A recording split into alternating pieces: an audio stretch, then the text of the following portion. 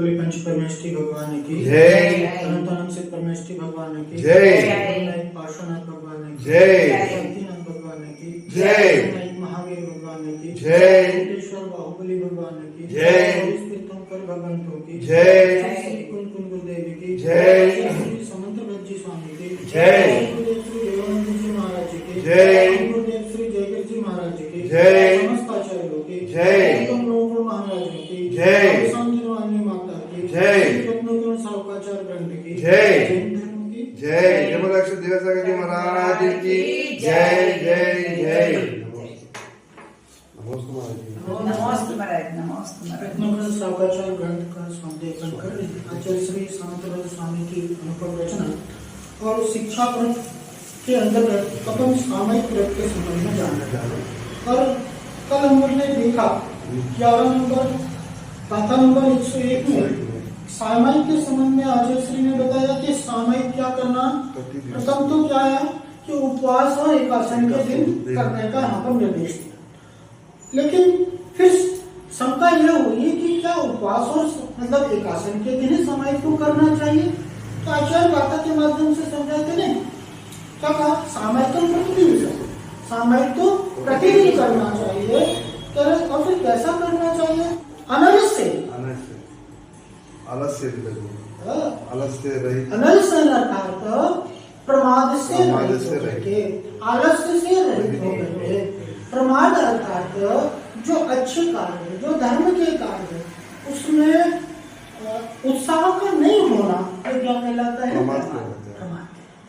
तो सामयिक में क्या उत्साह का अभाव है, सामयिक के प्रति सजगता नहीं है, तो वो सामयिक नहीं हो रही, असामयिक। यहाँ पर सावधानी रखने की बात आचार्य ने कही कि भाई आलस्य नहीं हो, प्रमाद नहीं हो, सजगता हो, और क्या कहा कि अवधान युक्त है, चित्र की एकाग्रता के साथ में हो।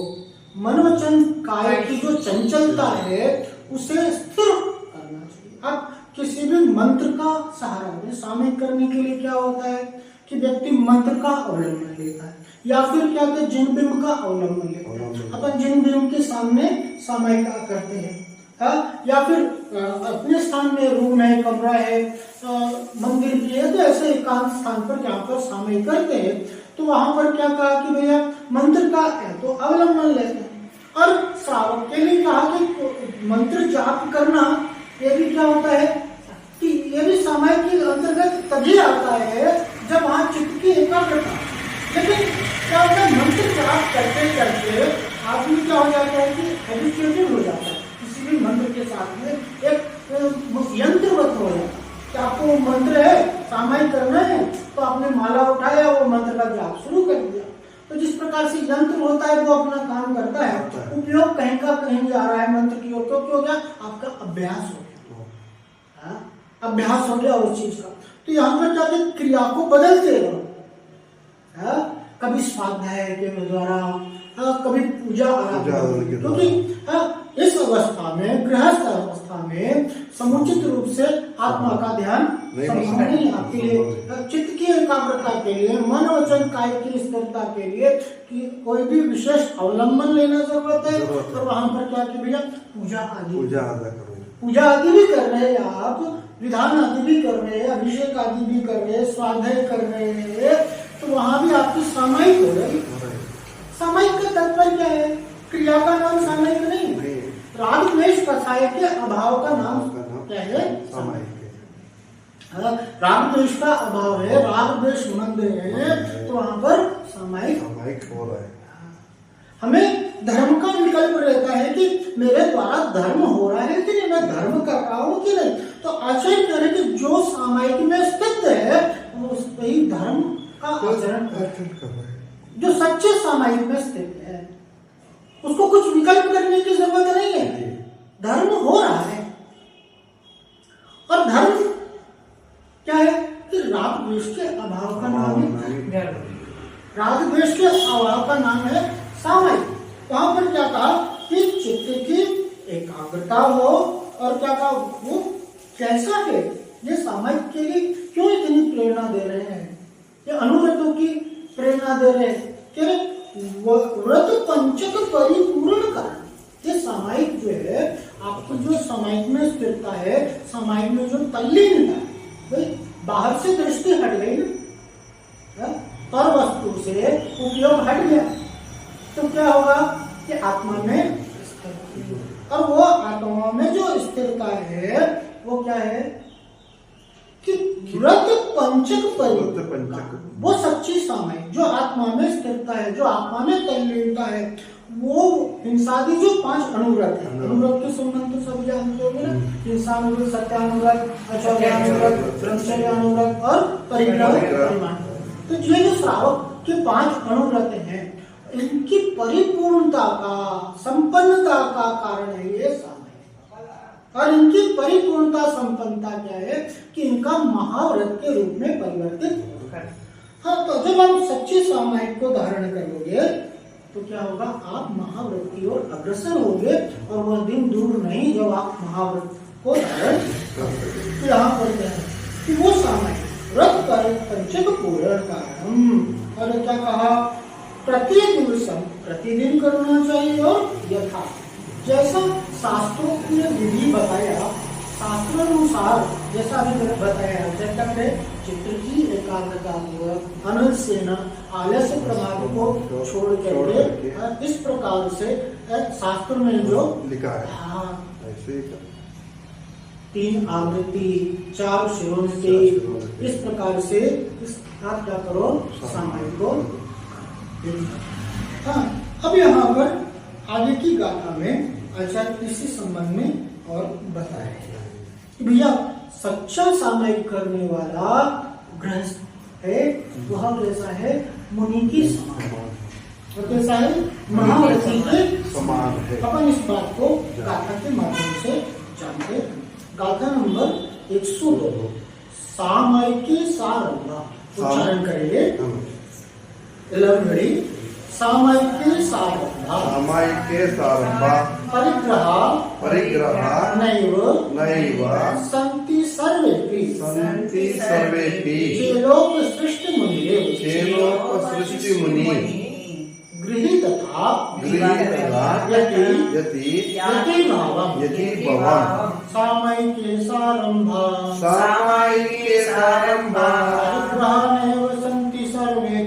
परिग्रहानैव सन्ति सर्वेपि, चेलोक सृष्टि मुनिः गृहीतथा यति भावम्,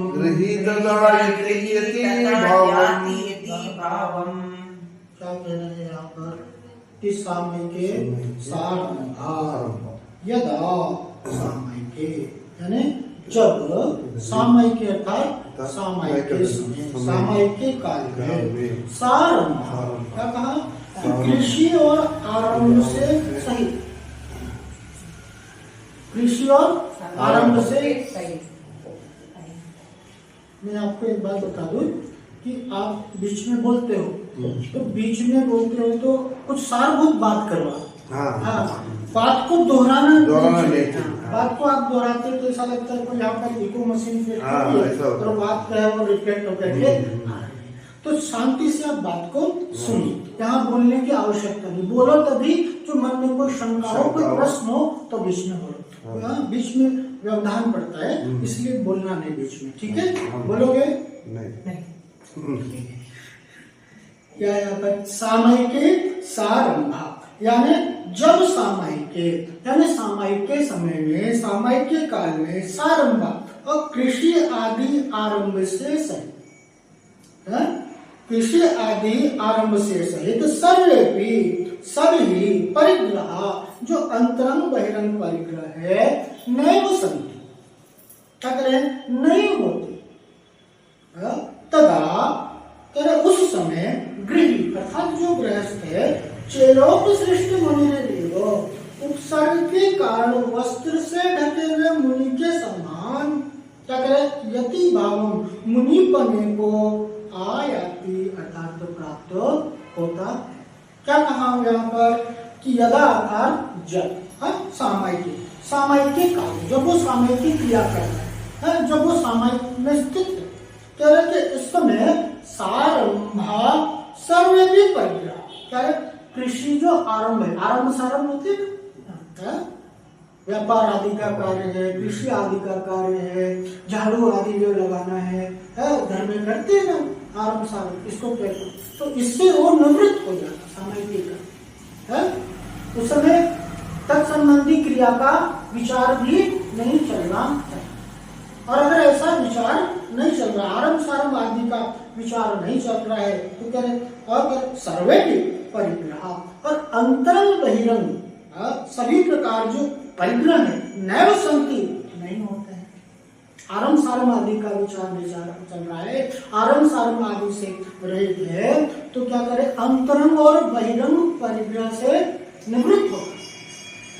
सामायिक में सबसे आवश्यक क्या है सामायिक के समय में? कि भैया आरंभ सारंभ का विचार नहीं हो, अंतरंग और बहिरंग जो परिग्रह है उनसे क्या हो? निवृत्ति हो, उनका अभाव हो। तो अंतरंग बहिरंग परिग्रह कौन कौन से? अंतरंग परिग्रह में मिथ्या, सबसे पहला परिग्रह कौन सा है? क्योंकि मिथ्यात्व का अभाव होगा तभी सामायिक होती है।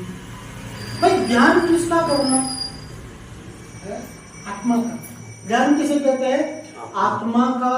आत्मा के द्वारा आत्मा में ध्यान करना क्या है? सामायिक। और जो अपने आप को आत्मा मानेगा वही सामायिक कर पाएगा।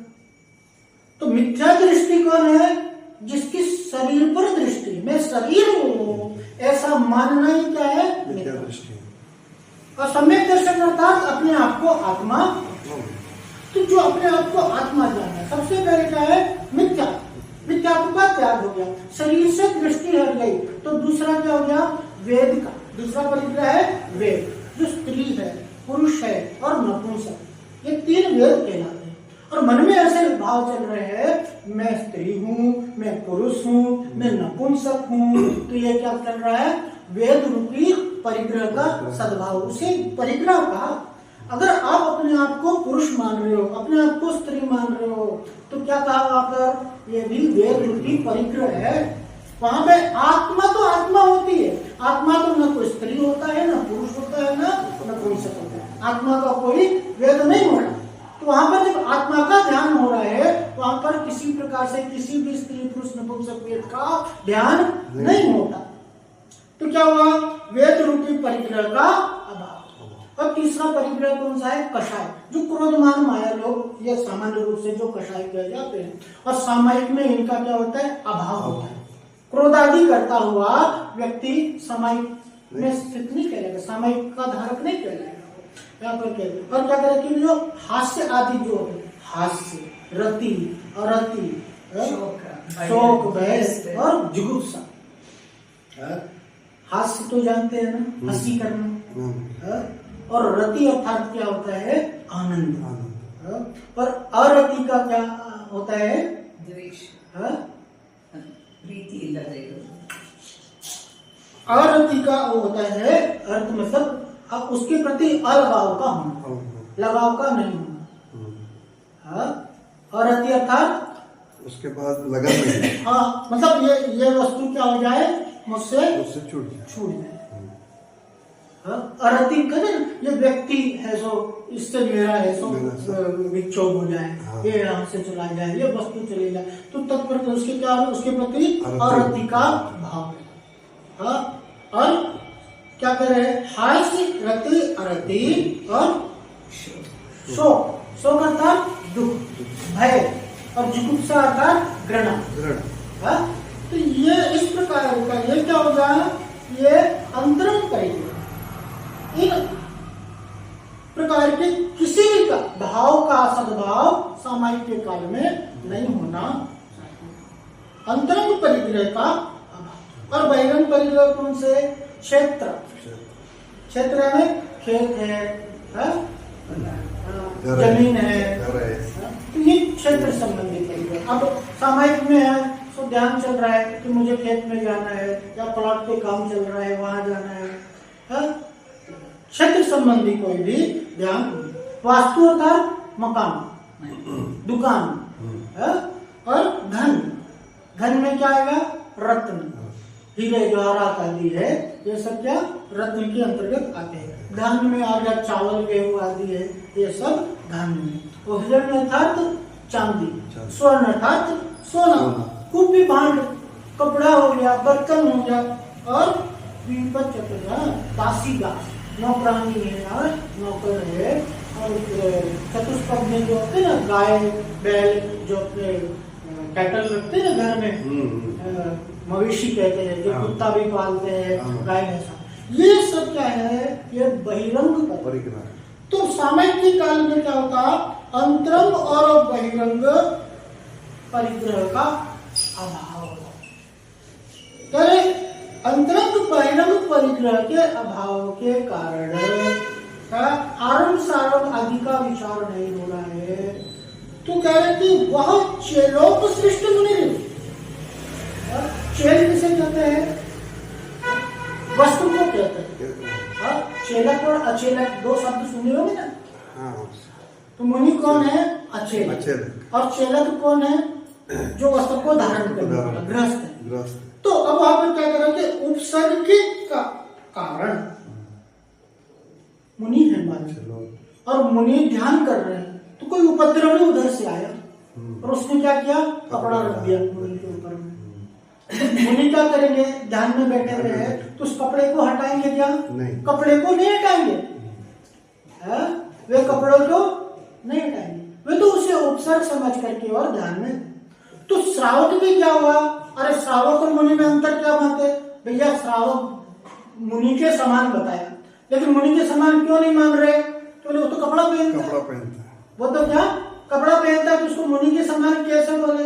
अरे कपड़ा पहना हुआ जरूर है, वस्त्र को धारण जरूर किए हुए है, लेकिन सामायिक के काल में वो किस समान अपने आप को समझता है, जैसे एक मुनि के ऊपर के काल में वस्तु को दान किया जाए, तो मुनि जिस प्रकार से उस कपड़े को क्या उसके प्रति लगाव होता है क्या।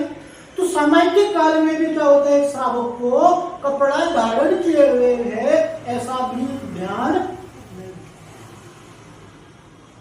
कपड़े का भी विकल्प, कपड़े आदि का बोले कान में जेवर आदि पहने हुए, हाथ में घड़ी वाली भी पहने हुए, लेकिन क्या हो रहा है, ध्यान, क्योंकि शरीर आदि से जब दृष्टि हट गई, जिसके शरीर से दृष्टि हट गई, तो उसका बाकी और वस्तु पर ध्यान कैसे जाएगा। भाई कपड़ा किसने धारण किया है, आत्मा का पहनावा शरीर है। जिस प्रकार से शरीर का पहनावा क्या है, वस्त्र है, उसी प्रकार से आत्मा का पहनावा क्या है, शरीर। और सामायिक काल में सभी प्रकार से विकल्पों से मुक्त होने के कारण वह क्या कहा, गृहस्थ को, श्रावक को मुनि के समान बताया, मुनि के समकक्ष बताया।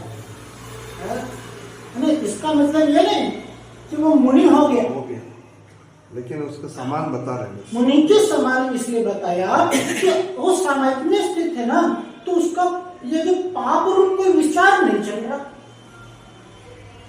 जिस काल में वो सामायिक में, जिस काल में वो ध्यान में स्थित है, तो उसका किसी भी प्रकार से पाप रूप विचार नहीं हो रहा है, पाप का आश्रय नहीं हो रहा है, इसलिए वहां पर क्या कहा कि मुनि के समान है, महारथी के समान।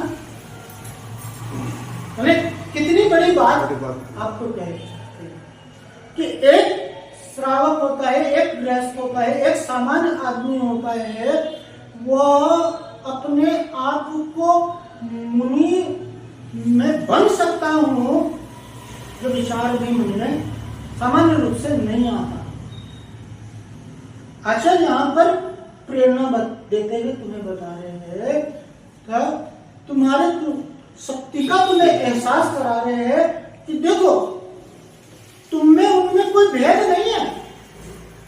भाई मुनि जो होते हैं वो कोई आसमान से आते हैं क्या, नहीं, तो वो भी गृहस्थ थे पहले, वो भी तुम्हारे जैसा आरंभ सारंभ आदि करते थे, व्यापार आदि करते थे, माँ के गर्भ से वो भी पैदा हुए, उनके भी परिवार थे, सब कुछ था। जैसा वर्तमान में तुम्हारा है वैसा पूर्व में वैसा का वैसा उनका था।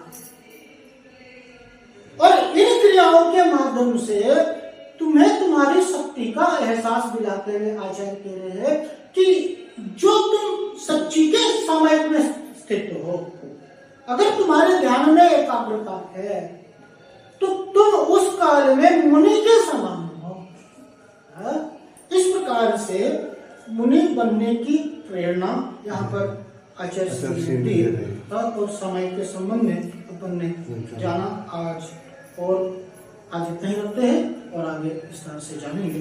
बोले पंच परमेष्ठी भगवान की जय, से परमेष्ठी भगवान की जय, पार्श्वनाथ भगवान की जय, शांतिनाथ भगवान की जय, विश्वनाथ महावीर भगवान की जय, ओंकेश्वर बाहुबली भगवान की जय, 24 तीर्थंकर भगवंतों की जय, आचार्य श्री कुमकुम गुरुदेव की जय, आचार्य श्री समंत्र बच्ची स्वामी की जय, आचार्य गुरुदेव श्री देवानंद जी महाराज की जय, गुरुदेव श्री जयवीर जी महाराज की जय, समस्त आचार्यों की जय, महाराजों की जय, स्वामी माता की जय, श्री सापाचार्य की जय, जैन धर्म की जय, देवलक्ष्मी देवस्थान महाराज की जय जय जय।